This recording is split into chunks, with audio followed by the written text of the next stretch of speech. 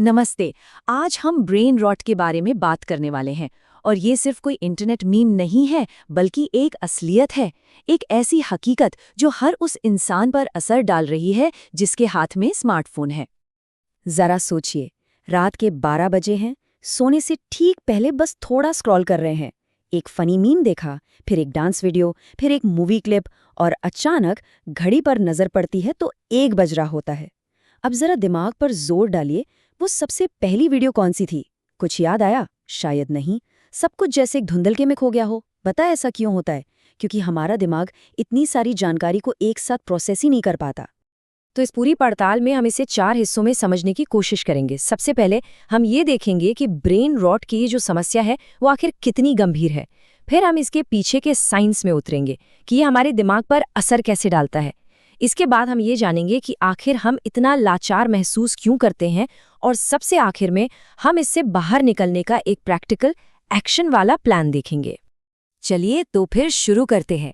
पहले सेक्शन में हम ये जानने की कोशिश करेंगे कि हम में से हर कोई ब्रेन रॉट से आखिर कितना प्रभावित है। तो आइए अपने अटेंशन स्कोर को जल्दी से जांचते हैं। स्क्रीन पर कुछ सवाल हैं, इनका जवाब बस हाँ या नहीं में सोचना है। हर हाँ का मतलब है 1 पॉइंट।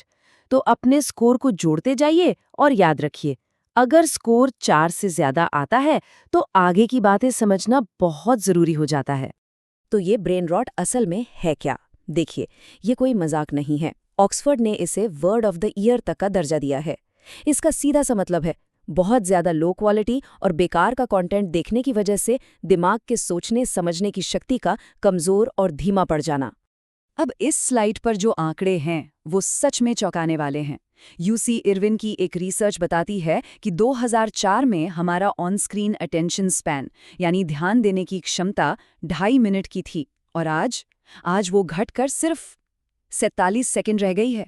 मतलब पिछले 20 सालों में लगभग 70% की गिरावट। और ये मामला तब और भी गंभीर हो जाता है जब हम ये देखते हैं कि कुछ देशों में टीनेजर्स और बड़े लोग दिन में 9 घंटे से भी ज्यादा स्क्रीन पर बिता रहे हैं। और अगर ईमानदारी से सोचें तो इस समय का ज्यादातर हिस्सा डिजिटल जंक फूड यानी कि बिल्कुल बेकार की चीजों पर ही खर्च हो रहा है। तो सवाल ये उठता है कि ये सब हमारे दिमाग के साथ आखिर कर क्या रहा है? तो इस सेक्शन में हम इसके पीछे के विज्ञान को समझेंगे कि कैसे हमारा दिमाग फिजिकली और केमिकली दोनों तरह से बदल रहा है। इसका एक अच्छा उदाहरण है कोकोमेलन। इसके जो लगातार बदलते सीन हैं, तेज चमकीले रंग हैं और जो नॉन स्टॉप म्यूजिक है, वो सब बच्चों में एक बहुत ही तेज रिएक्शन पैदा करने के लिए डिज़ाइन किया गया है। इससे बच्चे सचमुच एक ट्रांस जैसी हालत में चले जाते हैं और जब ये बंद होता है तो वो चिड़चिड़े हो जाते हैं। ये बिल्कुल किसी ड्रग की लत जैसा ही है। तो होता क्या है, हमारे दिमाग का एक हिस्सा है प्रीफ्रंटल कॉर्टेक्स, वो डोपामीन से ओवरलोड हो जाता है। अब बैलेंस बनाने के लिए दिमाग अपने डोपामीन की बेसलाइन को ही बढ़ा देता है, और इसका नतीजा ये कि जिंदगी की जो नॉर्मल चीजें हैं ना, जैसे किसी से बात करना या कोई किताब पढ़ना, वो सब बोरिंग लगने लगती हैं। इसीलिए तो जब वाईफाई जरा सा भी धीमा होता है तो हमें इतनी चिढ़ मचती है। एक और बहुत बड़ी समस्या है जिसे कहते हैं द गूगल इफेक्ट। जब हमारे दिमाग को ये पता होता है कि कोई भी जानकारी तो गूगल पर आसानी से मिल ही जाएगी, तो वो उसे याद रखने की जहमत ही नहीं उठाता। हम असल में ज्ञान नहीं बल्कि सिर्फ सर्चिंग स्किल्स विकसित कर रहे हैं, जिससे हमारी याददाश्त लगातार कमजोर हो रही है। और शायद सबसे डराने वाली बात, कुछ स्टडीज में ये सामने आया है कि बहुत ज्यादा स्क्रीन टाइम से हमारे दिमाग का सेरिब्रल कॉर्टेक्स, जो गहरी सोच के लिए जिम्मेदार है, वो सचमुच में पतला हो सकता है। मतलब हमारी स्क्रॉल करने की आदतें हमारे दिमाग का आकार बदल रही हैं। लेकिन सवाल ये है कि हम इस डिजिटल जाल में इतनी आसानी से फंस क्यों जाते हैं?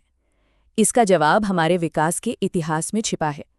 ये हमारी हजारों साल पुरानी बायोलॉजी और आज की मॉडर्न टेक्नोलॉजी के बीच का एक टकराव है। ये टाइमलाइन इस बात को बहुत अच्छे से दिखाती है। सोचिए, अगर इंसानी इतिहास सिर्फ 1 साल का हो तो इंटरनेट का आविष्कार कब हुआ होगा? साल खत्म होने से सिर्फ 4 सेकंड पहले। हमारा जो शिकारी संग्राहक वाला दिमाग है, वो इस नई डिजिटल दुनिया के लिए बिल्कुल भी तैयार नहीं है। देखिए, हमारा दिमाग हजारों सालों में भोजन, खतरे और सामाजिक रिश्तों जैसे सर्वाइवल सिग्नल पर रिएक्ट करने के लिए बना था। लेकिन आज आज एक नोटिफिकेशन, एक लाइक या एक स्वाइप भी दिमाग में वही डोपामाइन रिएक्शन पैदा कर देता है। हमारे दिमाग के लिए एक मजेदार बिल्ली के वीडियो और एक जरूरी सर्वाइवल सिग्नल में कोई फर्क नहीं है। 1964 में मार्शल मैकलुहन ने एक बहुत गहरी बात कही थी, माध्यम ही संदेश है। इसका मतलब है कि हम जानकारी कैसे ले रहे हैं, ये बात खुद जानकारी से ज्यादा हमारी सोच पर असर डालती है। और आज छोटे छोटे वर्टिकल वीडियो का ये जो माध्यम है, वो हमारी सोच को भी छोटा और टुकड़ों में बटावा बना रहा है।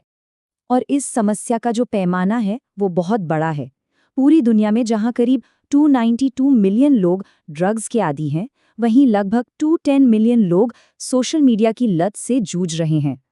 सोचिए, ड्रग कार्टेल को यहाँ तक पहुँचने में सदियां लगी, लेकिन ये जो डोपामाइन कार्टेल है वो कुछ ही सालों में इतना बड़ा हो गया।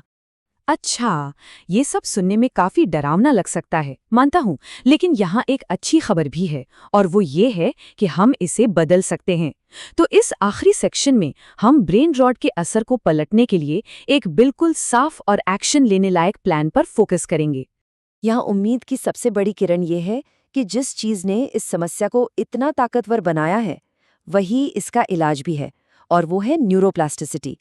ये हमारे दिमाग की वो कमाल की क्षमता है जिससे वो खुद को बदल सकता है, नए कनेक्शन बना सकता है, और इसी का इस्तेमाल करके हम अपना ध्यान वापस पा सकते हैं। तो सवाल है कि इसे ठीक कैसे करें। ये है ब्रेन रॉट को रिवर्स करने का एक 8 स्टेप रोड मैप। और ये सिर्फ कुछ टिप्स नहीं है, बल्कि अपने ध्यान को वापस पाने का एक पूरा सिस्टम है। चलिए कुछ सबसे असरदार कदमों पर एक नज़र डालते हैं जिन्हें अभी से शुरू किया जा सकता है। सबसे पहले अपने फ़ोन को ग्रे स्केल मोड पर डालकर उबाऊ बना दीजिए। फिर कोशिश कीजिए कि दिन में 1 घंटा बिना किसी डिजिटल स्क्रीन या म्यूज़िक के बिताएं। और सबसे ज़रूरी, अपने फ़ोन से सारी गैर ज़रूरी नोटिफिकेशंस बंद कर दीजिए। तो अब एक चैलेंज आज से ही शुरू करते हैं।